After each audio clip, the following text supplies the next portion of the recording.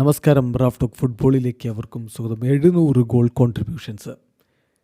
Neymar ആ സുപ്രധാന നാഴികക്കല്ല് പിന്നിട്ടിരിക്കുകയാണ്. Football ലോകത്ത് അധികം ആർക്കും എത്തിപ്പെടാൻ പറ്റിയിട്ടില്ലാത്തൊരു കണക്കാണത്. ഇന്നിപ്പോൾ ഫ്ലെമിംഗോക്കെതിരെ സാൻഡോസ് വിജയിച്ച് കയറിയത് നെയ്മറുടെ magical ഗോളിലാണ്.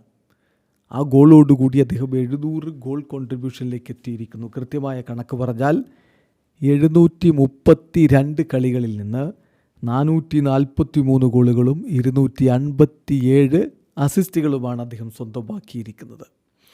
One of the best player in history എന്ന് കണ്ണുമടച്ചു പറയാം.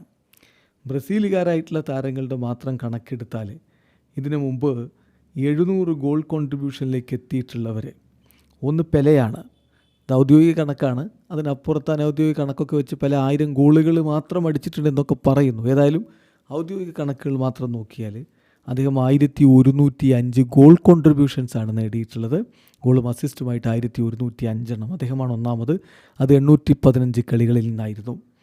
രണ്ടാമത് റൊമാരിയോ ആണ്. 929 ഗോൾ കോൺട്രിബ്യൂഷൻസ്. ഗോളും അസിസ്റ്റുമായിട്ട് 929 അത് വന്നത് 960 കളികളിൽ നിന്നായിരുന്നു. മൂന്നാമത് സീക്കോ, വെളുത്ത പെലെ എന്നറിയപ്പെടുന്ന സീക്കോ, 756 ഗോൾ കോൺട്രിബ്യൂഷൻസാണ് 768 മത്സരങ്ങളിൽ നിന്ന് സ്വന്തം പേരിൽ കുറിച്ചത്.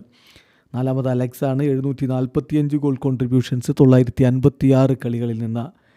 ഇപ്പോഴിതാ നെയ്മർ ജൂനിയർ ആ ലിസ്റ്റിലേക്ക് ഇടം പിടിക്കുന്നു. 700 ഗോൾ കോൺട്രിബ്യൂഷൻസ് ഫ്രം 730 കളികൾ. So top 5 all time in Brazil നോക്കിയാൽ അതിൽ നെയ്മർ ജൂനിയർ വരുന്നു.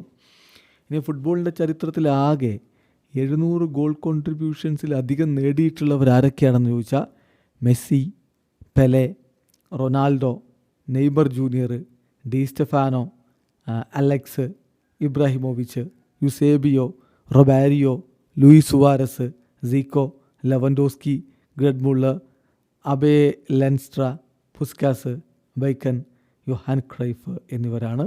ചുരുക്കത്തിൽ വളരെ വളരെ അപൂർവം താരങ്ങളെ ഈ നേട്ടത്തിലേക്ക് എത്തിയിട്ടുള്ളൂ. ആ ഒരു നേട്ടത്തിലേക്കാണ് നെയ്മർ ജൂനിയർ നടന്നു കയറിയിരിക്കുന്നത്. He is a legend. Video അവസാനിക്കുന്ന ഫുട്ബോൾ ലോകത്തെ കൂടുതൽ വിശേഷങ്ങളുമായി റാഫ് ടോക്സ് വീണ്ടും എത്താം.